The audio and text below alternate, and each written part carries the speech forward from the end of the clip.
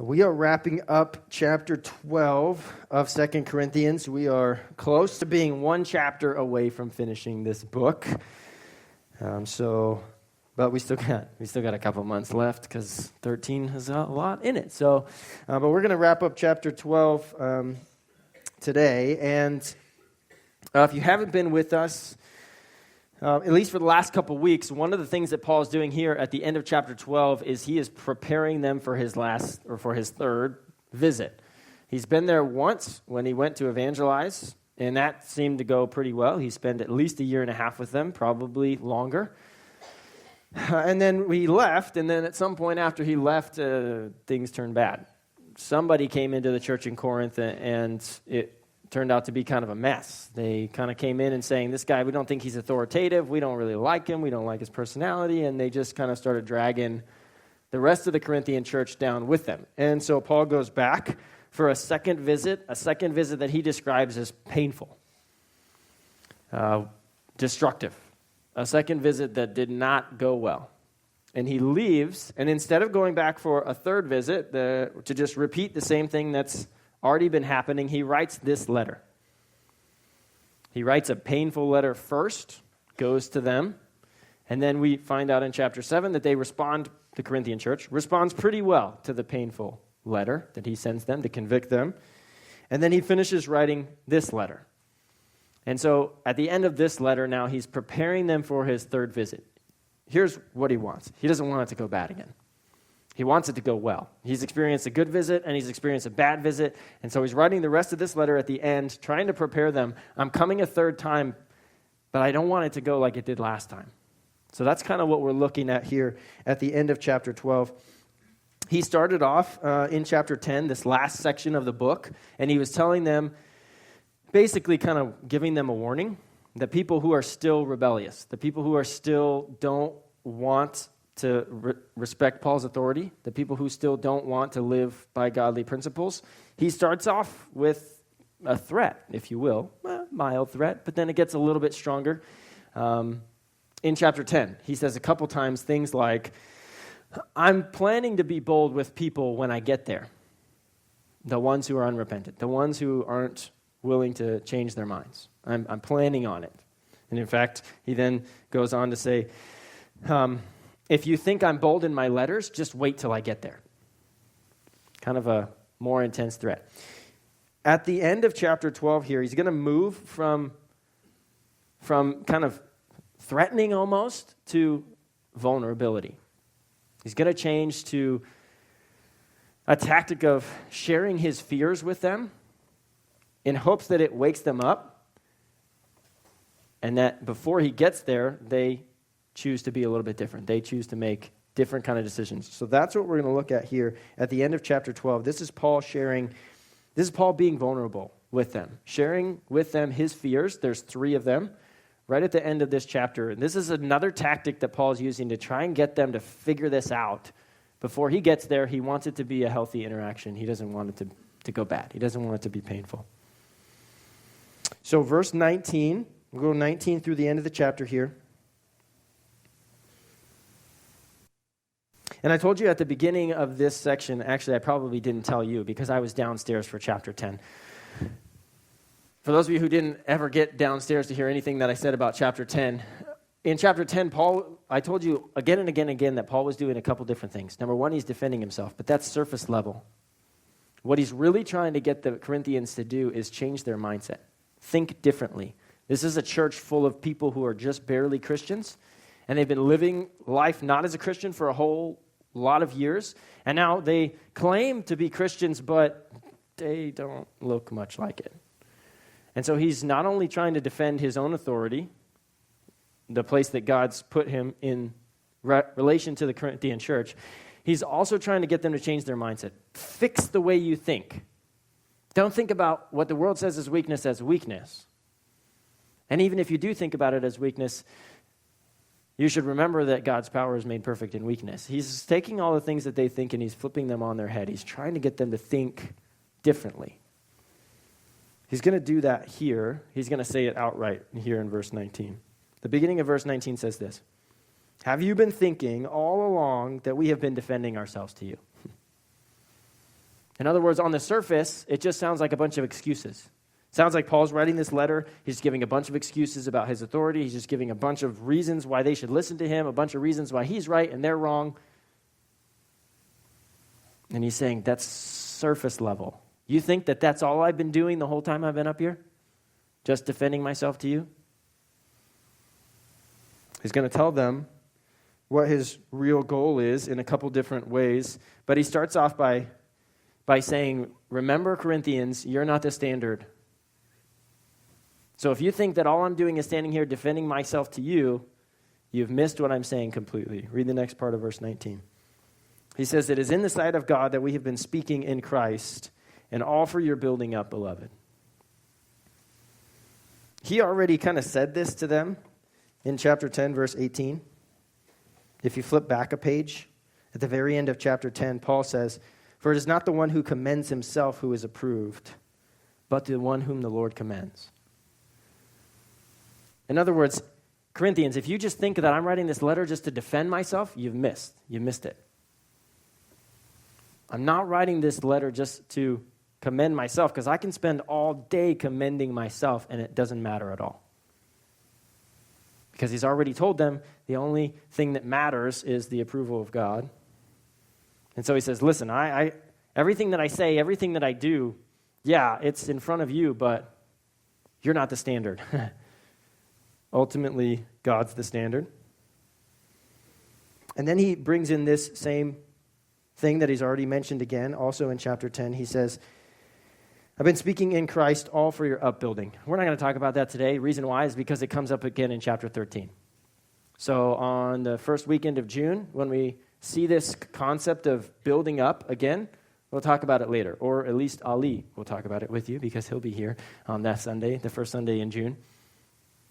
It's a concept of using your authority to build up and not to destroy. When I went through this in chapter 10, he does this 3 times. He does it once in chapter 10, then he does it once here, and then he does it once in chapter 13. And when I hit it in chapter 10, I didn't talk about it there either. If you were downstairs, you know that I said, we're going to get to it, we're going to get to it, we're going to get to it. And I keep pushing it off because he doesn't wrap up what he's talking about upbuilding, until chapter 13. So wait on that. It's coming in chapter 13. What I want to focus on is these fears that Paul has in verse 19 and verse 20. Here's the first fear. Here's the first way Paul turns to be vulnerable with them. He wants them to change their mind. He wants them to think differently. Paul says this, for I fear that perhaps when I come, I may find you not as I wish, and that you may find me not as you wish. In other words, they think differently about what weakness is. They think differently about how somebody should live their life. They think differently about what it means to follow Jesus. They think differently about what having authority should look like. They think differently about all these things, and it's causing disunity. And Paul's saying, I fear that when we get there, we're just going to continue in disunity. You're going to be thinking this over here. This is what weakness looks like. This is what power looks like. This is what if you have authority you should look like. And Paul's going to stay over here saying, no, weakness should look like this, and authority should look like this, and power should look like this. And he's saying, I fear that when I come back a third time, this is what's going to happen again, just like it did the first time. The crazy thing is, we probably have all experienced this with somebody in our life. It's a person who you don't agree with politically. It's the person that you don't agree with on how to raise kids. It's your spouse who wants to spank and you who don't want to spank.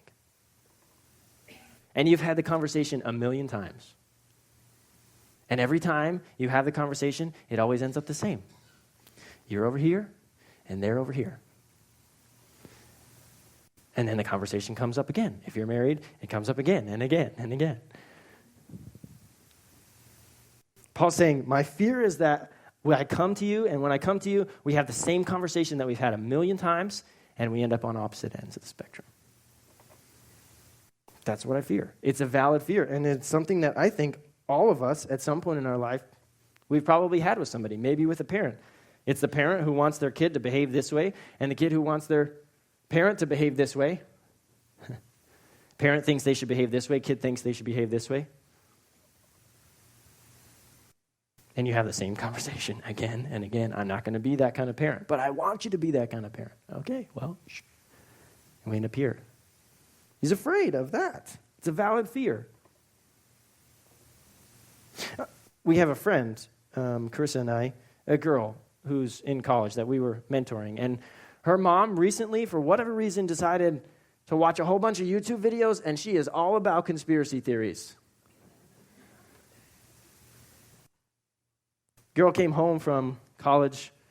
Normally when she does, she calls us and is like, hey, can I hang out with you? Yeah. And she goes, I didn't even really want to come home this time. Why? Because my mom's a nut job. She's been watching these videos, and she's been telling me about this stuff, and I keep saying, Mom, that is ridiculous. That is crazy. Like, will you stop watching these videos? She thinks it's true.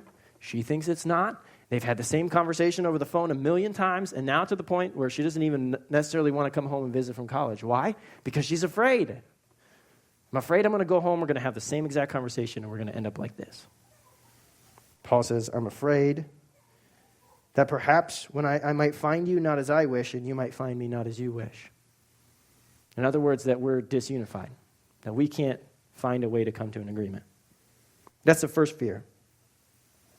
Second fear is this. It's the second half of verse 20. Paul says this, that perhaps there might be quarreling, jealousy, anger, hostility, slander, gossip, conceit, disorder. Okay, so you've moved past the fear of, I don't even want to go home because we're probably going to end up having the same conversation that we've had forever, and it's probably not going to end well. We're just going to be on opposite pages. You've moved past that, and now you've moved to, well, even if we did have the conversation, it might cause more pain than it does good. In other words, we might get in the same room, and I might tell you something about what's going on with my life, and I just find out that you're just jealous. And I don't want to walk into the conversation again and then walk away being like, that person's just jealous. And they can't be happy with me because they're so jealous of me. And you don't want to have a conversation with that person. How much power does Paul have?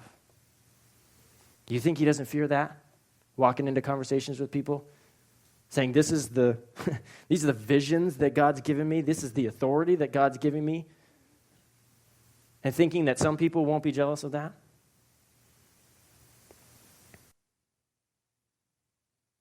That you walk away feeling more destruction, more pain, more abuse. Post-conversation. Okay. Some of you are like, that's a little bit far. I mean, that laundry list, that's pretty bad stuff. Like hostility, jealousy, anger, quarreling. That's just like arguing, slander, gossip. Like, some people are not like all those things. Okay. How many people went to visit family last week for Easter? No, not very many of you went to family. They came to you guys. Okay, how many of you spent Easter with family? Okay, beautiful. Got it. Sorry, wrong wording here. Anybody a little bit nervous to go spend time with family? No. It makes one of us. Why? Because you might walk into the room and there's one person in the room who argues with everybody. And you're like, I cannot stand being around my family because if that person shows up and this person shows up, they're going to go at it. They might last an hour, but pretty soon someone's going to get angry and storm out.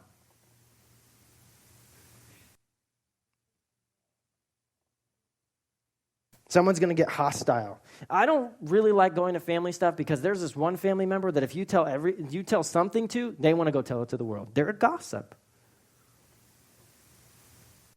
And you walk into the room and you're like, why is this so uncomfortable? Because there's a room full of people who maybe they quarrel, maybe they get jealous, maybe they're angry, maybe they're hostile, maybe they slander, maybe they're gossip. Maybe they're just so big-headed that you can't stand to be around them because it's like, gosh, if I have to hear this person tell one more story about how great they are, I'm just going to go nuts. Paul says, I fear that perhaps this is going to happen. And I'm going to walk into this conversation that it's going to be complete chaos. There's some of you who have family, who have kids, and you don't particularly like spending a lot of time with them because their kids are crazy. Just nuts. I mean, you go there and their kids, that's disorder. That's the disorder at the end of verse 20. Their kids are just in disorder. And you're like, I do not want to spend time with them. Why? Because it's chaos. It's a mess. And Paul's sitting there. He's looking at the potential for a third visit. And he's going, this is what I fear. I fear it's going to be a mess. I fear people are going to take what I say. They're going to twist it. They're going to go slander me behind my back. They're going to gossip. They're going to say all this. And we've experienced this in our own life. Paul's experiencing it with the Corinthian church. He's telling them, this is what I'm afraid of. Because y'all are messed up. Third fear, and I think maybe this is Paul's biggest fear. I think it would be, at least for me. Verse 21, Paul says this, I fear that when I come again, my God may humble me before you, and I may have to mourn over many of those who have sinned earlier, have not repented of their impurity, their sexual immorality, or the sensuality they have practiced. Anybody like crying in front of other people? Most people don't. I don't know what mourning looks like to you, but I can probably guess that if you had to be in a situation, relationship with somebody where you show up and their life is full of mess. It's chaos, it's sin, it's painful to watch the people that you love continue to walk in the mess. And Paul's saying, what I'm afraid that I'm going to get there. It's going to be super painful when I get there. And that I'm going to have to express how much I love you all by mourning in your midst.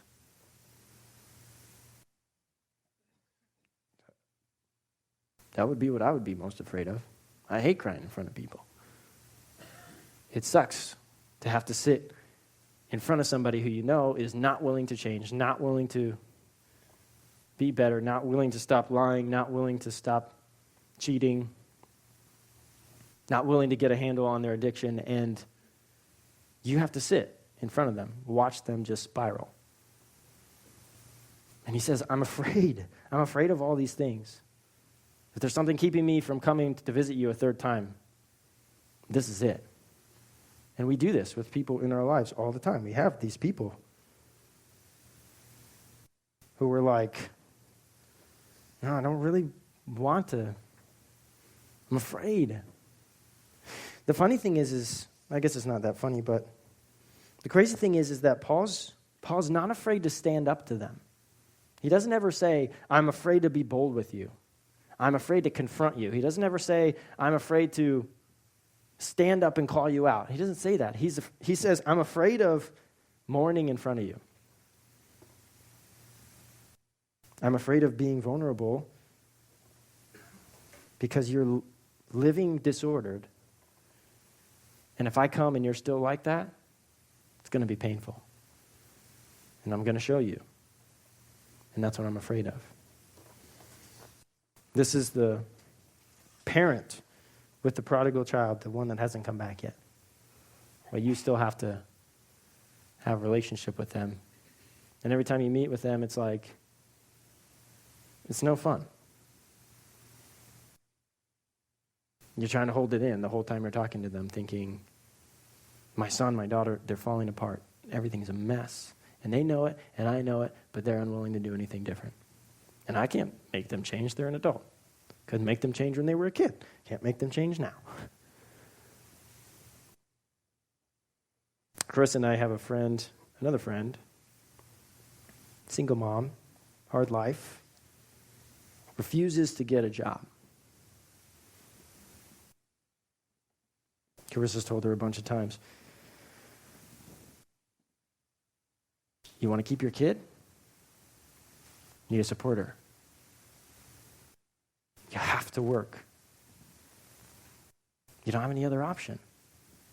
And we're afraid because she's unwilling. And we're afraid that one day we're going to get a phone call. I don't have a place to go. And they took my kid. Because if you don't have a place to live, DCS will take your child. And every time, and she calls us periodically, or Krista, I'm struggling with this. We're afraid one day we're going to get that phone call. Because she's unwilling to change. It's not impurity or sexual immorality or sensuality. But it's a calling that God gave her when she had a child to provide for them.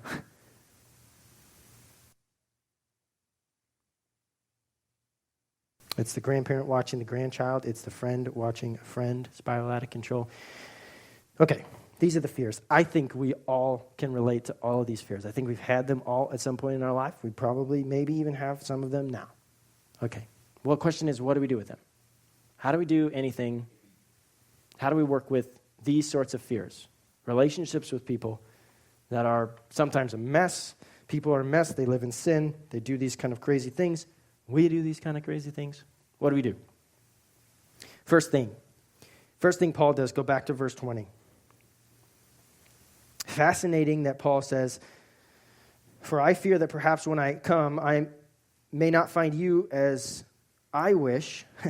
But he also says, that you may not find me as you wish.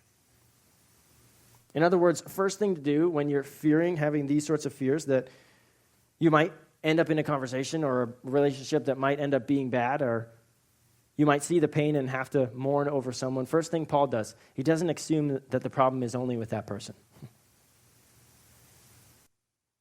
He says, I'm fearful that I might not find you as I wish. And yet at the same point, he's acknowledging that that person's probably also fearful that they might not find you as they wish. Meaning it's not all about, you're so terrible, Corinthian church, and I'm so good.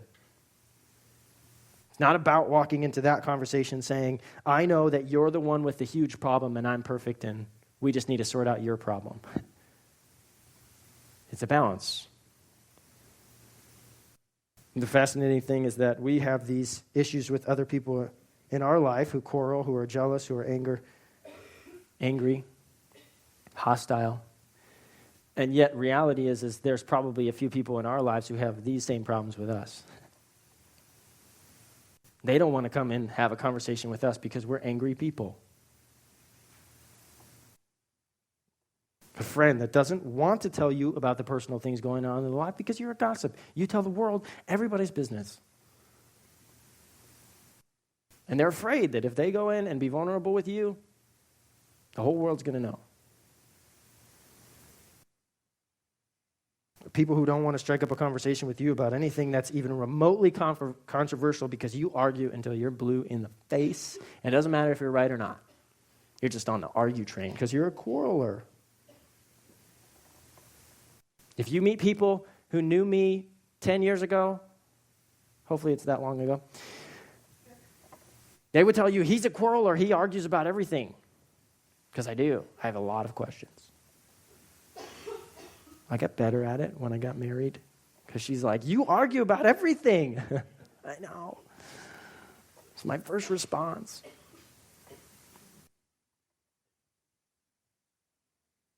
Don't assume that you're the only one having these fears. Chances are the people that you're in a relationship with, communicating with, probably also having these fears. Recognize that you're not the only one. Know that they could have the fears too. Second thing, it's the second fear that Paul has. Paul says, perhaps there may be quarreling or jealousy, anger, hostility, slander, gossip, conceit, disorder. In other words, the second thing you got to be willing to do in this situation is give a name to whatever it is. A lot of people in relationships, they feel super uncomfortable. They walk into a room, I'm super uncomfortable. I hate hanging out with family. I don't like hanging out with these people. Why is it? Well, I'm not really sure. Well, what do they do that bothers you? I can't quite put my finger on it. And then they just go along thinking it's going to somehow go away. You got to be willing to put a name to it. That takes a certain level of boldness. Got to be able to look at what somebody's doing and saying, I don't like being around them because they're a gossip. And they tell my business to the world. I hate being around that person because all they do is argue all the time.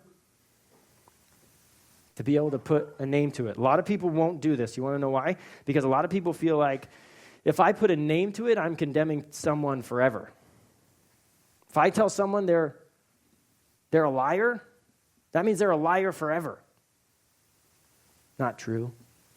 But the world thinks this. You be honest with somebody, I told you this, and you went out and slandered me. Well, don't you call me a slanderer? Yeah. And they get offended by that. Don't judge me. I'm not judging you. I'm just telling you what it is. You don't have to be that for the rest of your life. You can choose to be different. But people think that if you put a name to something, then all of a sudden they have to be that forever. It's not true. The reason you put a name to something is so that you give the opportunity to change. Some people walk around, they abuse people, they don't even know what they're doing. But as soon as you tell them, you're jealous. They're like, oh, yeah, I guess so. Then you can go about working on it. It's hard to fix something that doesn't have a name. Last one, verse 21. Paul's willing to be vulnerable in a healthy way. He has been doing that this whole way, sharing his fears. But here's maybe the biggest fear. I fear that when I come to you, my God might humble me before you, that I may mourn over those who have sinned earlier and have not repented. You got to be willing to be vulnerable. Share your fears. Tell that person, I don't want to come to family event. Why? Because all people do at family events in our family is argue, and I'm sick of being there with them. I don't want to go to family events anymore because so-and-so's kids are bananas, and I don't want my kids hanging out with them. And that's a certain level of vulnerability that you have to be willing to do. Sharing your fears is setting people up for a healthy interaction in the future. It's setting people up to know what the problem is so that they can go about fixing it. Here's the fascinating thing. Jesus was willing to give our unhealthy interaction a name. He called it sin. And then he was willing to be vulnerable with us so that our further interaction with him could be healthy. Vulnerable enough to come down as a human being. Vulnerable enough to live in flesh and blood. Vulnerable enough to say, I'll tell you what the problem is so that in our future interactions, if you want it to be better, it can be better. And he did that for us. Made a way. Because he was vulnerable with us enough to come and die for us. And he's saying, when I return, I want our interaction to be good. He is coming back. He will return, and we get a choice. We have a choice to make. Do we want that interaction with him to be good? He has set the stage for it to be good. For us to believe, for us to receive his gift, he set that stage for us. We have to choose to accept it. Or when he comes, that interaction won't be so hot. Just the same thing that Paul fears. Pray with me. Father in heaven, I hope that we realize that we're kind of all in the same boat here. That all of us have had these fears about relationships and how to interact with people. Maybe it's family, maybe it's friends, maybe it's coworkers, who knows? Maybe it's all of the above. God, would you teach us to open up our hearts, to be vulnerable with each other, even though it's difficult? Would you help us to work to set up healthy relationships, healthy interactions with each other? Not ones where people are constantly arguing and jealous over each other and hostile. God, give us a great boldness. Show us where other people might fear to be in relationship with us. And help us to set up a healthy vulnerability so that we can show other people what we're afraid of. And maybe the outcome will be different in the future. God, thanks for the example of your son Jesus. We'd be nowhere without him. In his name we pray.